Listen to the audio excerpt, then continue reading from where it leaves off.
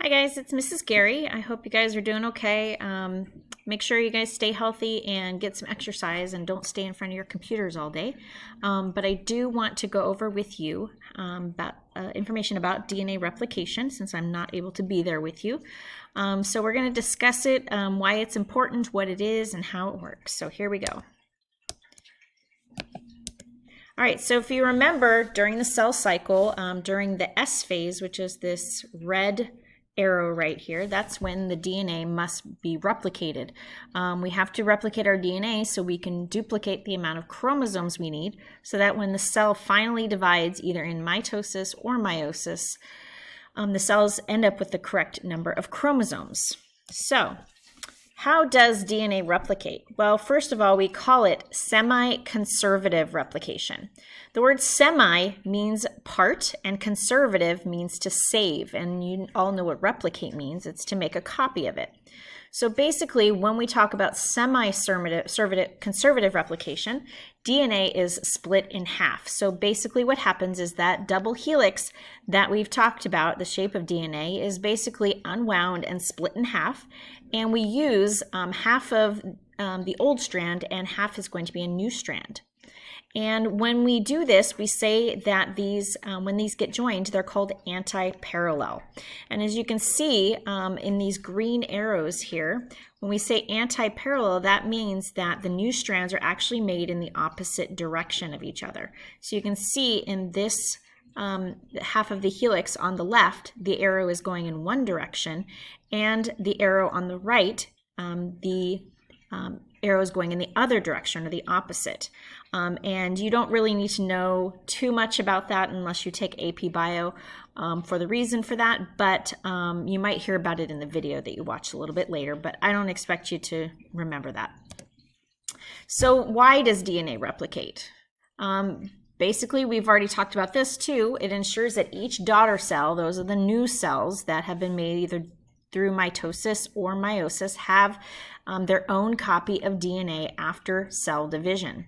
So you can see here on the left, this is going to be what we refer to as our original strands or old strands of DNA. Sometimes it is called the parental strands.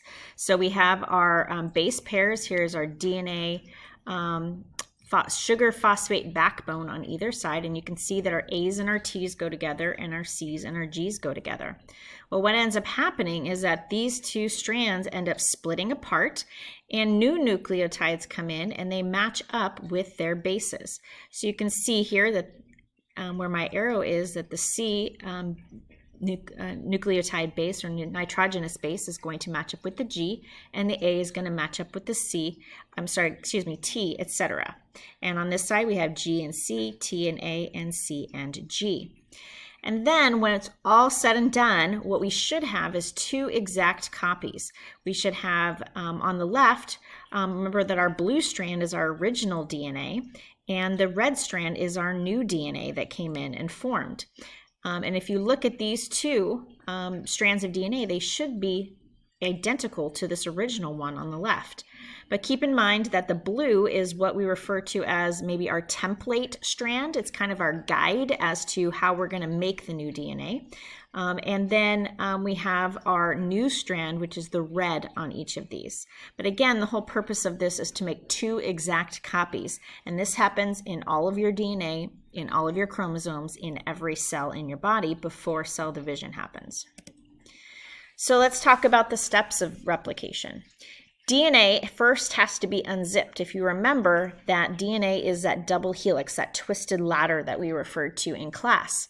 Well, we have, and those, so if you guys remember, your nitrogenous bases in the double helix are held together by hydrogen bonds, and those are relatively weak bonds. So what ends up happening is that those hydrogen bonds have to be broken up in order for that double helix to come unzipped or to separate.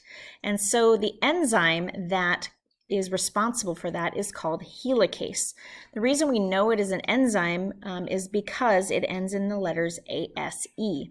And so basically what you need to know is that helicase is the enzyme that is responsible for unzipping that DNA double helix. And you can see it in this animation here of that little red guy acting as the helicase going through and unzipping the DNA. Oops, sorry about that. All right.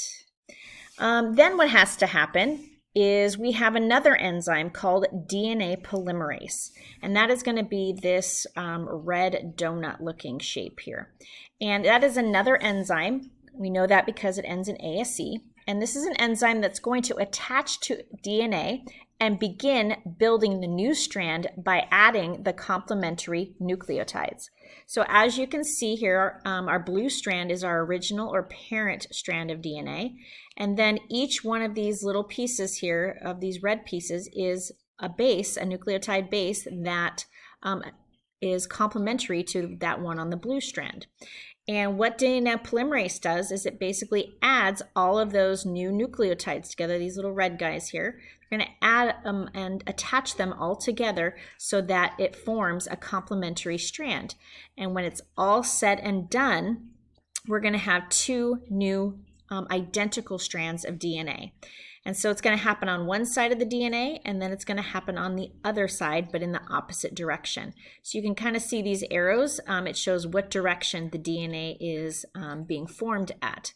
And you can also see on this picture, this purple donut, this is the helicase that is unzipping the DNA. And then finally, DNA is going to bind itself back together. Those nucleotide bases are going to bind themselves back together with their hydrogen bonds. And now we have two identical double helix strands.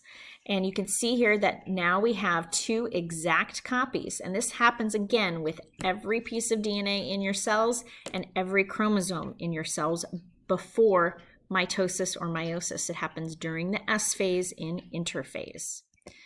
So before you get done today, I'd like you to watch this Amoeba Sisters video.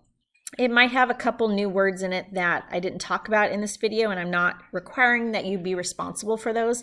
But in case you are interested in digging a little bit deeper into this process, which is actually very, very complicated, that you would learn in AP Bio. If you want to do more research and look into this process, you may, but I am basically just holding you responsible for the parts that I have talked about. Make sure you know about the enzymes that are mentioned and everything that is on the web quest that you had to complete.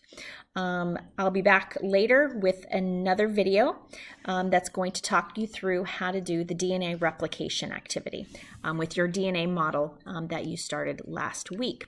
I hope this was helpful. If you have any questions, please email me or catch me during office hours between 11 and 11:30 on the weekdays, okay?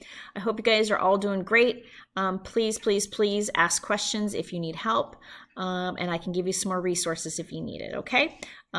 Take care, stay healthy, get out and get some exercise, and have fun, okay? Talk to you later, guys. Bye-bye.